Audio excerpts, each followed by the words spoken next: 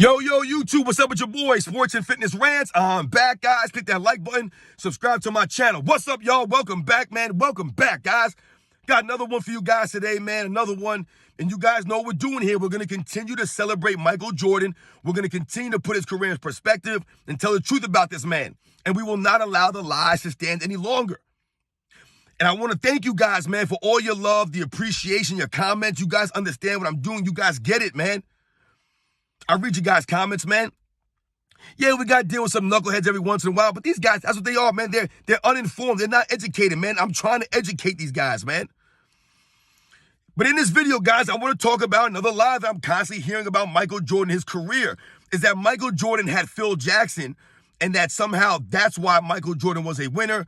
They try to put a lot of, Michael Jordan's career and the fact that he had Phil Jackson as a coach. And we're going to talk about that, guys.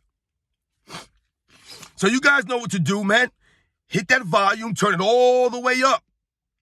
Listen to my voice. Listen to the information, guys. Right? Hit that play button. These videos are for educational purposes, guys. This is not an opinion channel. This is a facts channel. And let's roll. So, guys, listen. I know you guys have heard it too, but over the last several years, once again, people continue to make up lies about Michael Jordan's career, his legacy, the era he played in. And one of these things that I'm constantly hearing is that Phil Jackson is the reason why Michael Jordan was winning, or that Phil Jackson was a bigger part of Michael Jordan winning than people really want to say. They really try to give Phil Jackson all this credit. And you'll hear people say things like, oh, well, Michael Jordan played for the greatest coach of all time. That's why, Bulls, they couldn't lose. I've told you, they're always trying to excuse Michael Jordan's 6-0 in the finals. They're always trying to excuse Michael Jordan's greatness. Always, with all kinds of things, right? Scottie Pippen, Dennis Rodman, Michael Jordan played in the super team. Michael Jordan's era was weak, right? And also that he played for Phil Jackson, the greatest coach of all time. Now listen, I'm not doing this video to take away from Phil Jackson's greatness as a coach. Do I believe that Phil Jackson is the greatest coach of all time? I don't know, guys. I don't never do coach rankings per se. I've never thought about that before, because this is the point that I'm trying to make here. When I was growing up, guys, and I watched the Chicago Bulls and I watched their dominance, everybody got the right amount of credit that they were supposed to get, right? Because all these years later, people are trying to make it seem as if Michael Jordan got all the credit and that no one else got credit. Yes, Michael Jordan got most of the credit, not all of the credit. Everyone else got their just due. Scottie Pippen got his just due. Horace Grant, all these guys, and of course, Phil Jackson got his just due. Right? Like I said, many people do recognize Phil Jackson as the greatest coach of all time. Many people do. But there are many people who don't believe that Phil Jackson's the greatest coach of all time. Maybe they have him second. Maybe they have him third. I told you guys, I've never thought about that before. But when we think about coaching in the NBA, guys, and we think about other sports, like football, for example. Now, this is not to say that coaching in basketball does not matter, because absolutely coaching matters to a certain degree. But when we compare it to a sport like a football, for example, let's think about something here, guys. Coaching matters more in football, right? Think about how many coaches they have on a football field. They have coaches for not only the head coach, you have an offensive coordinator, a defensive coordinator. You have a quarterback's coach, a wide receivers coach, a defensive backs coach, a special teams coach, a kicking coach. All these coaches, guys. Why? Because coaching matters a lot more in football. Look how many people are on a football team. Look how many people are on a football field at one time. Coaching matters. Way more than it does in the NBA, guys, where you have a head coach and a couple of assistant coaches, but really only the head coach and maybe the one main assistant coach are really the ones doing the talking, or the organization, calling plays and things like that. Now, when we think about someone like a Phil Jackson, guys, once again, I'm not saying that coaching or his coaching doesn't matter or that he shouldn't deserve any credit. Absolutely. Phil Jackson is a great coach. He's one of the greats.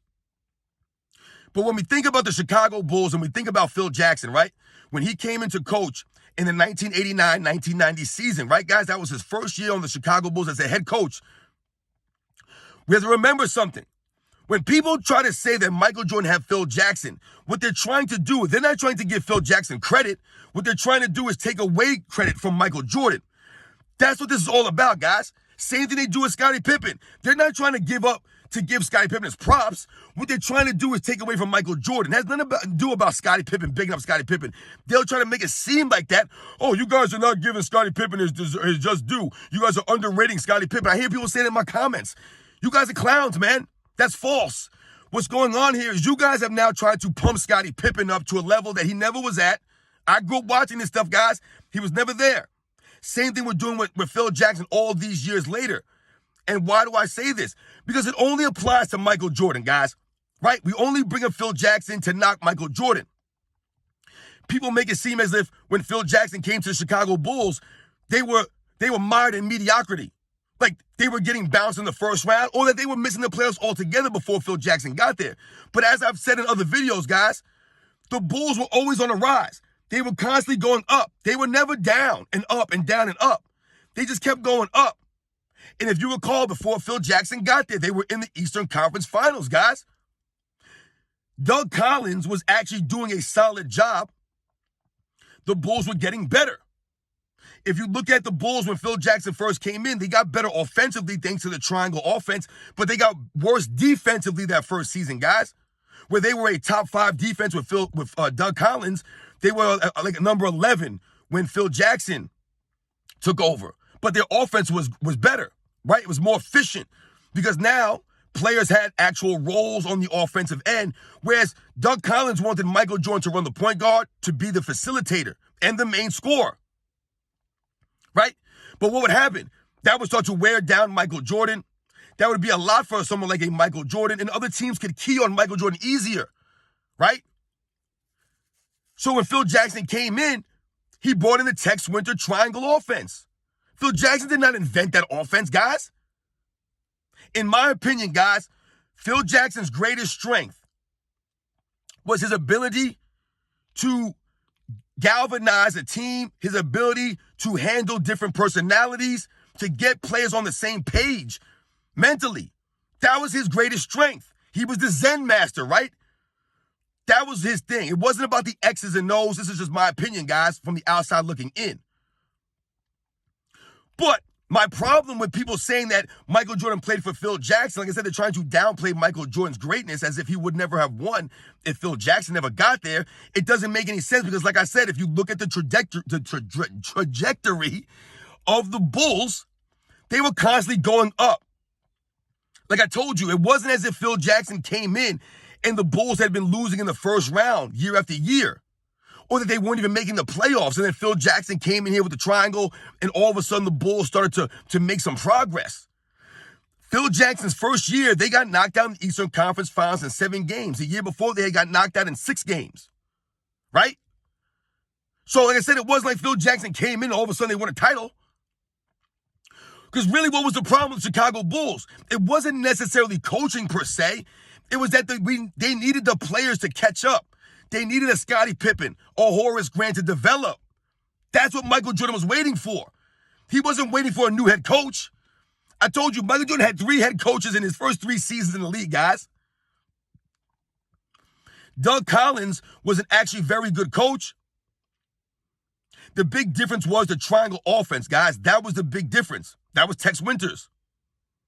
And that was ingenious of Phil Jackson to implement that system because he was the assistant coach before. So he saw what was going on. He saw what Michael Jordan could do. And he saw that the other players around Michael Jordan, like I told you, he never played with another scorer.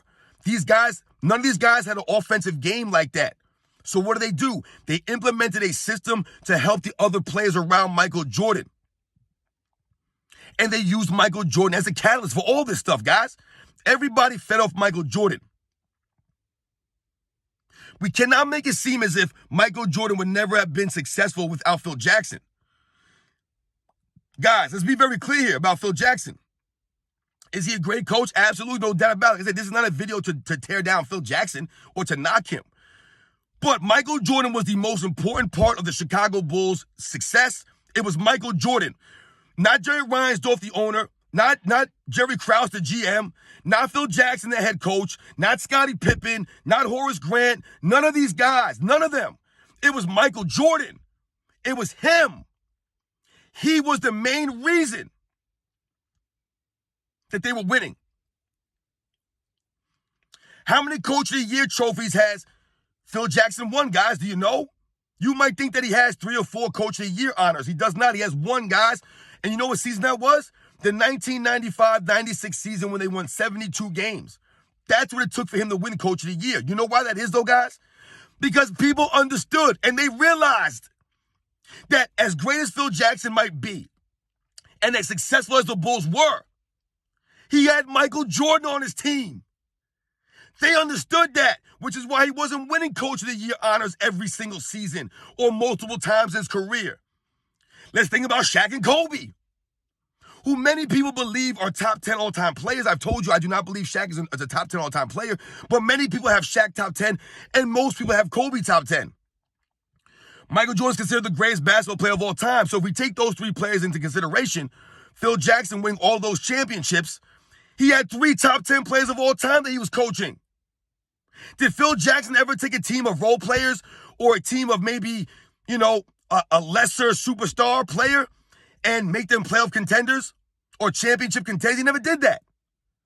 Where was Phil Jackson when he went to the New York Knicks? I told you guys I'm a New York Knicks fan. I grew up a New York Knicks fan.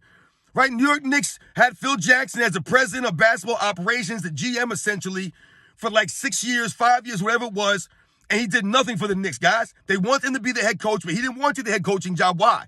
Because they didn't have a Michael Jordan or a Kobe or a Shaq there, right? Who'd they have there? They had nobody there. Nobody. They had Carmelo, old washed up Carmelo. They didn't have nobody. So Phil Jackson didn't want to take that job. People talk about Phil Jackson like he was coaching teams up to the playoffs with nobodies. Like he was winning playoff games or building up a dynasty with nobodies, with just role players or something, which is why other coaches were winning Coach of the Year awards. They were doing more with less.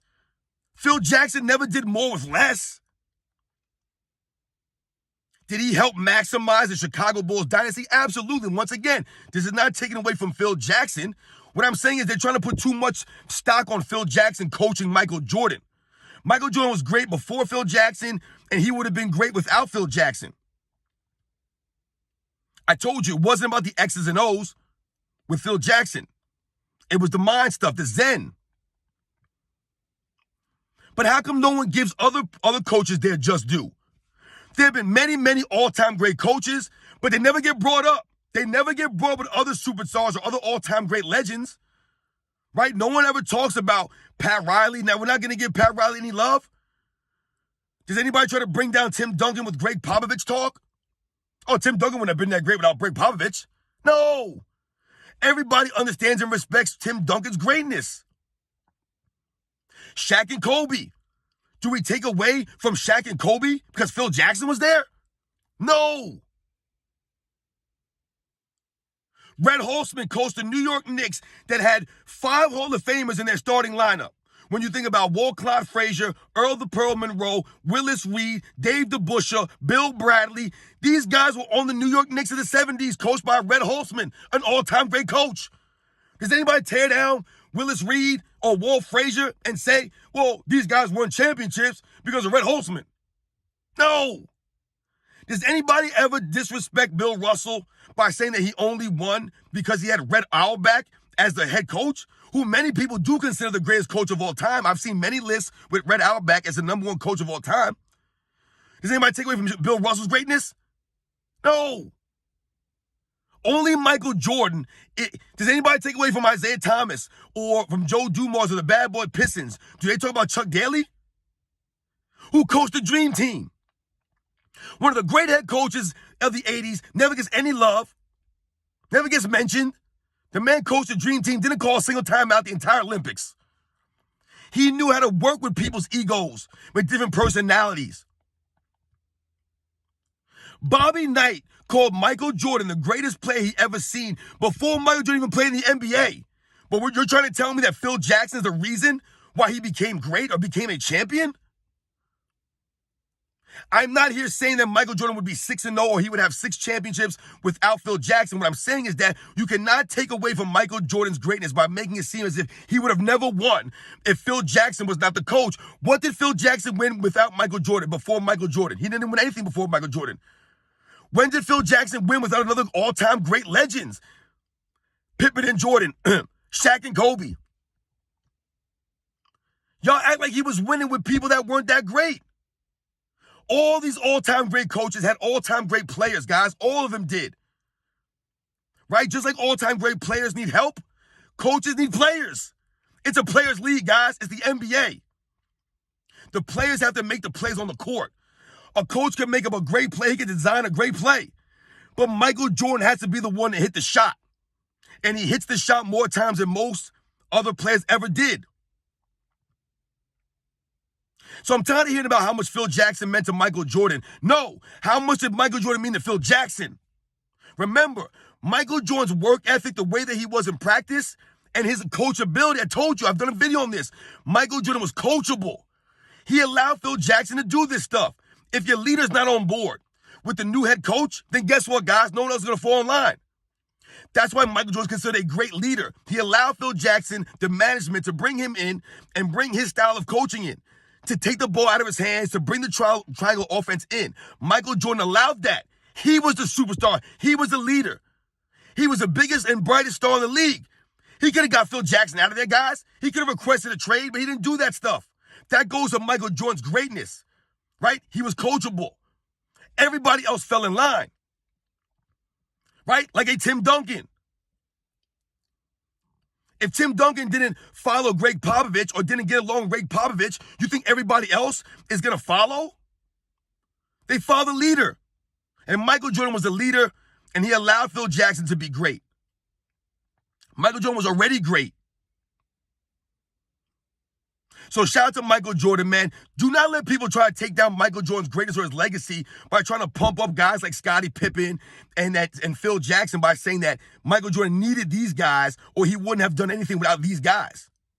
Other all-time greats, that other dynasties, other champions, they've all had great coaches. But only Michael Jordan gets talked about as like a knock. It's a knock on him. But nobody else, no other player in the NBA history has played for a great coach. You know what I'm saying? It doesn't make any sense, guys. What are we saying here? It's the standard that Michael Jordan is held to. Remember, his teammates are better than they were. His coaches were better than they were. But everybody else played with lesser people or lesser coaches somehow.